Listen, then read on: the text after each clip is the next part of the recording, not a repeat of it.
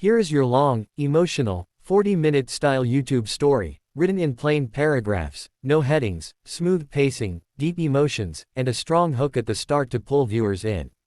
The first thing the viewers must know, so listen closely, is that sometimes the smallest voice in the room is the one carrying the biggest heartbreak.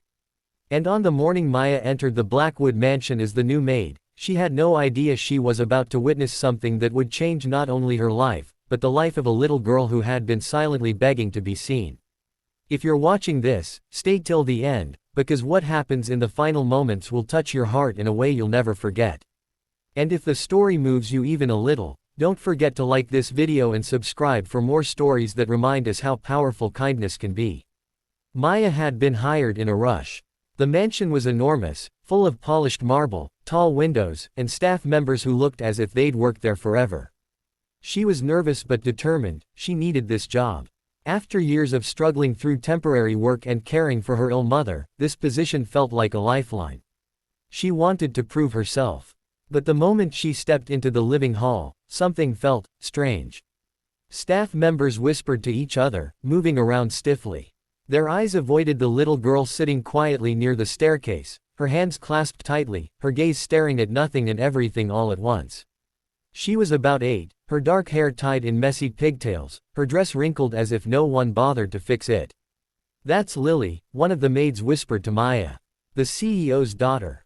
Just don't bother much. She doesn't respond. She doesn't like people." But Maya noticed something that none of them did. Lily kept glancing at the staff, then shrinking, as if she felt their avoidance like cold wind. She wasn't indifferent. She was hurt. And more than that, she looked incredibly lonely. The CEO, Adrian Blackwood, stormed in a few minutes later, tall, intimidating, and exhausted. Everyone straightened instantly. He gave orders without looking at anyone, except Lily. For a brief second, his eyes softened, but even then, he didn't know how to talk to her. He just sighed and went to his office. Maya felt her heart ache. Something was deeply broken in this house. The day went on. Maya washed the dishes, cleaned the huge hallways, and tried to understand the mansion's rhythm. But every time she passed Lily, the little girl sat alone while everyone pretended she didn't exist. Whenever Maya made gentle eye contact, Lily would turn away, not with dislike, but with fear. Fear of being disappointed again. That evening, while most of the staff ate dinner, Maya entered the ballroom to dust the shelves. Soft music played from the speakers, someone had left them on. And there, in the middle of the polished wooden floor, stood Lily. She wasn't dancing. She was just swaying, almost trembling, watching her reflection in the large mirror. Her eyes were shimmering with sadness. Maya stopped, not wanting to scare her. "That's a beautiful song," she whispered softly. Lily froze. For a moment, Maya thought she would run. But instead, Lily lifted her eyes, only slightly. Maya took a step closer. "I used to dance alone too," she said with a small smile. "It made me feel less lonely." Lily blinked, tears forming in the corners of her eyes. Her fingers twitched. It was the first reaction Maya had seen from her all day. Encouraged, Maya slowly moved to the music, not a big dance, just a gentle sway. Lily watched her as if seeing something she didn't know was possible. Then, in a whisper so soft Maya almost didn't catch it, Lily spoke her first words of the evening. "Dance with me." Maya's heart broke and healed in the same second. She held out her hand. And Lily, hesitant, shaking, placed her tiny hand in Maya's. The moment she did, the ballroom lit up, not literally, but emotionally. Lily's movements were small, uneven, but she tried.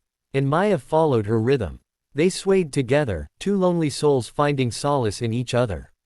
What Maya didn't know was that Adrian stood silently at the doorway, frozen. His daughter, who had gone years barely speaking, years without letting anyone touch her, was holding someone's hand. And dancing. The next day at breakfast, things changed. Lily sat closer to Maya. She even whispered a soft, "Good morning." The staff stared, speechless. Adrian watched from across the table, his shock slowly turning into gratitude he didn't yet know how to express. Days passed, and a bond formed like magic. Maya realized Lily wasn't distant, she was autistic. She understood the world differently. She needed patience, understanding, and gentleness, which no one in the mansion had ever bothered to offer. People had mistaken her silence for stubbornness and her sensitivity for disobedience. But Maya saw her, and Lily responded to her like a flower leaning toward sunlight.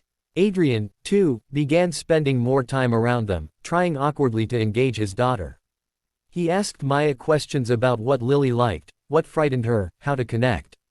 Slowly, he learned to kneel down to her level when talking. To give her space when she felt overstimulated. To celebrate her small victories. One evening, a storm thundered outside, and Lily grew terrified, covering her ears and rocking on the floor.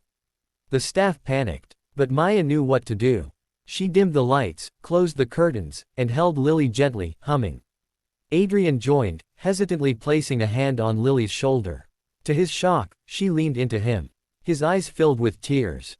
"Maya, thank you," he whispered. "I didn't know how to be her father." "You're learning," Maya told him softly. "And she feels it." Weeks turned into months. The mansion grew warmer, not physically, but emotionally. Lily laughed. She danced. She whispered more words. And every night, she hugged Maya before bed. One afternoon, the staff gathered in the garden preparing for a family event.